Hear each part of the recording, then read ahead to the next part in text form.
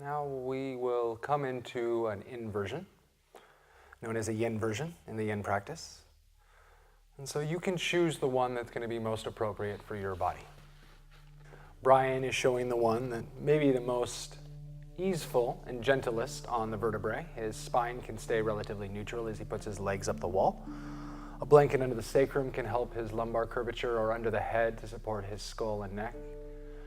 Monica is showing supported bridge, which can be done with a block as low or as high as you'd like, or a pillow or cushion, any other prop.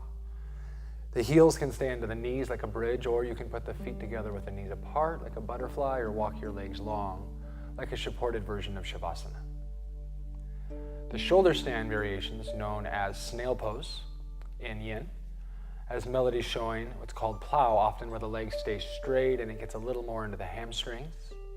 Or like Ivy's showing, you could bend the knees and round even more so and get more into the erectors that support the spine and the back body. So we have a neutral spine, a back bend, and 2 forward bends. What they all have in common is they're all inverted, meaning we're allowing the hips to go higher than the heart and higher than the head. The benefit of that is you get blood flow much easier into the heart organ, and much more blood can then go into the brain.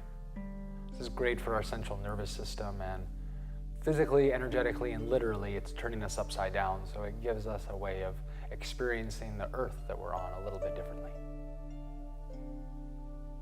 They're all throat openers in the back of the neck. So the chin is really tucked. We have this bandha of the throat closing, which is a reminder for us on an anatomical level to be quiet sometimes, to not speak and to listen.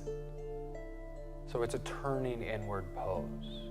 It's a pose where maybe you focus on exhales as you learn to draw the chin down and in towards the heart, and your drishti, your gaze, also towards what your heart has to share with you.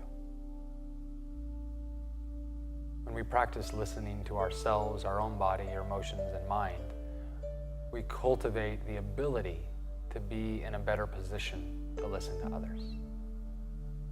And there's really not a better gift you can give to yourself or to someone you love or a stranger than your presence. So stay present in this pose. Take a few more deep breaths as you allow the blood to drain from your feet and legs or hips. There's a little restriction in the throat, so like an Ujjayi breath, it'll allow your breath to be longer as it inhales and exhales a bit slower. And you'll notice the pose changes over time. Like Melody's plow, as her feet get progressively closer to the earth, as her tissues yield with the stress of the shape and her willingness to surrender. Take just 3 more breaths in and out of this posture.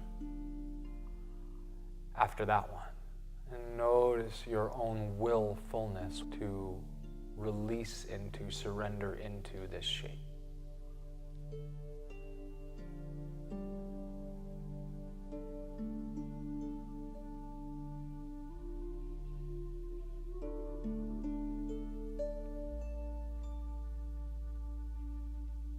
Staying connected to your body, as yoga is everything between the shapes as well. We're going to come out of this really slowly. If your legs are on the wall, you can keep them there for now. If you're in that supported bridge, root into the heels, lift your hips and come off of any props. And if you're fully inverted, use your hands on your hips or your sacrum to, as slow as you can, unwind back into the ground. And then we'll move into fish pose. When you feel ready, it's a counter pose, so we're going to take a shape that now opens the front of the throat, a little more yang. And versions here include whether you want to be on your hands and elbows like Monica and Melody are showing. To open the throat, you could let your head stay elevated off the ground, and some bodies can come onto the crown of their head and push the chin away, really open the throat. Some bodies are even flexy enough to do that with no weight in their hands. And that's okay. It's really great for your neck if your neck feels it's still an integral with that weight. The gentlest version might be just being on a bolster. Allow the chin to be higher than the forehead for a change. So there's some opening in a passive way there.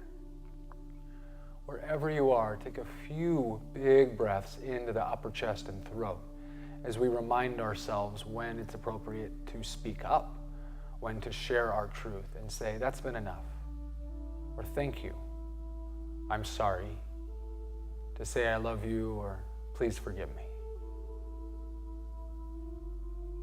Sometimes when we stimulate the throat and lungs in this way, it encourages us to cough. You don't need to keep that back. If anything, let that old air and dust leave your lungs and cough it out. Wherever you are after your next breath, in and out. If you're not on a bolster, inhale, come up off of your head, tuck your chin, and then re-release your body back into the ground. Come back onto your back and the back of your skull.